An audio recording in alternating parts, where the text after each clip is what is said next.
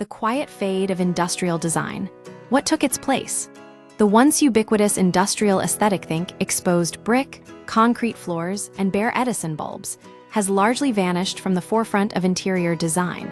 Popular in the late 2000s and early 2010s, particularly in urban lofts and coffee shops, this style celebrated raw, unfinished spaces. But trends shift, and the hard edges of industrial design have softened as tastes evolved. The rise of the unfinished, aesthetic industrial design emerged from the repurposing of factories and warehouses into living spaces.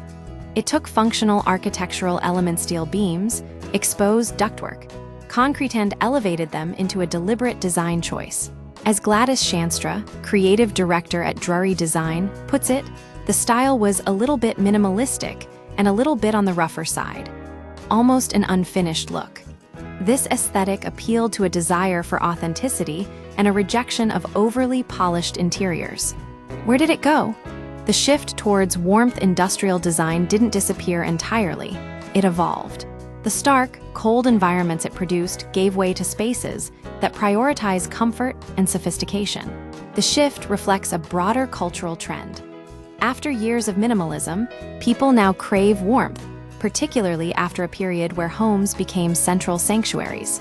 Instead of bare concrete and exposed pipes, designers are now using mixed metals, engineered stone, and subtle architectural details to retain industrial elements without sacrificing livability.